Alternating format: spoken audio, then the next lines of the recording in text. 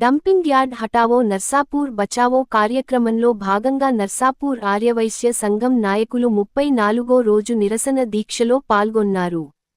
ఈ దీక్షలో శ్రీనివాస్ గుప్తా మాజీ జెడ్పీటీసీ, ఇమ్మడి శ్రీనివాస్ గుప్తా నర్సాపూర్ ఆర్యవైశ్య అధ్యక్షులు, మల్లేశం, రాఘవులు, శివశంకర్, రాము, నాగరాజు, సుధాకర్, నాగరాజు, భైరవ గుప్తా, శ్రీనివాస్ గుప్తా ఆర్యవైశ్య సంఘ గౌరవాధ్యక్షులు, జ్ఞానేశ్వర్ జిల్లా నాయకుడు ఆర్యవైశ్య సంఘం, రాములు గుప్త తెలంగాణ రైతు రక్షణ సమితి మెదక్ జిల్లా ముఖ్య సలహాదారులు, చంద్రశేఖర్ తదితరులు పాల్గొన్నారు. ఈ చుట్టుముట్టు ప్రాంతాలు వాళ్ళు మంచిగానే కాపాడుకున్నారు. వాళ్ళ నాయకత్వము అక్కడ ఈ డంపింగ్ యార్డ్ రాకుండా చూసి, అయితే ఇది నర్సాపూర్లోనే మనకు ఈ పచ్చటి అడవిలో ఈ డంపింగ్ యార్డ్ గురించి మన నాయకులకు తెలియకుండా ఇది వేయడం చాలా బాధాకరము. అయితే ప్రకృతికి సంబంధించినది, అయితే పర్యావరణకు సంబంధించినవి అనుమతులు కేంద్ర ప్రభుత్వము మళ్ళీ రాష్ట్ర ప్రభుత్వాలు అన్ని పరిమితులు అన్ని అనుమతులు ఇచ్చారు.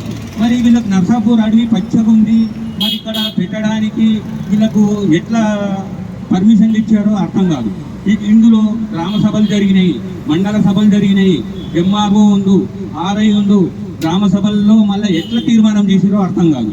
మళ్ళీ ఇంకోటి, ఇది చుట్టుముట్టు పచ్చటి ప్రాంతము ఈ నర్సాపూర్ అడవి. అయితే ఈ చుట్టుముట్టు ఉన్న వాళ్ళకు ఒక కమిటీ వేసిర్రు అక్కడ అడవిలు ఎందుకు పొజిషన్ అప్పచెప్పనికి. అయితే ఈ పొజిషన్ ఎవరు ఉండాలి, చుట్టుముట్టు గ్రామాలు 3 మండలాలకు సంబంధించిన కమిటీ ఉండాలి. ఇందులో వాళ్ళకు సంబంధించిన కమిటీ వేసుకొని చిక్మద్దూర్ అని ఒకటి, మళ్ళీ ఇక్కడ బొత్తపల్లిలో ఒకటి, తర్వాత నల్లవల్లిలో అని మమత అనే ఆమె సంతకాలు పెట్టి పొజిషన్ అప్పచెప్పింది. మరి ఇది అన్ని ఇక్కడ ఉన్న నర్సాపూర్ నాయకులకు తెలియలేదా, మరి పచ్చట అడవి అని తెలియలేదా, మరి ఈ అనుమతులు ఏ ప్రభుత్వం ఇచ్చింది? మరి దీని గురించి ఆలోచించి మన ఎమ్మెల్యే గారు కూడా మొన్న అసెంబ్లీలో వేసింది. అసెంబ్లీలో ఆమె వంతు ఆమె మాట్లాడింది, కానీ అక్కడ చర్చకు రావాలి.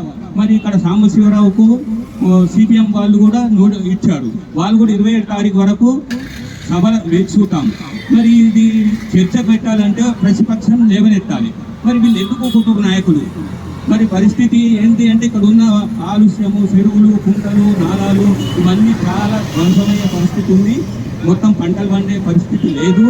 మళ్ళీ ఇక్కడ అభివృద్ధి చెందుతున్న అభివృద్ధి చెందుతున్న వ్యవసాయము కుంటి పడుతుంది.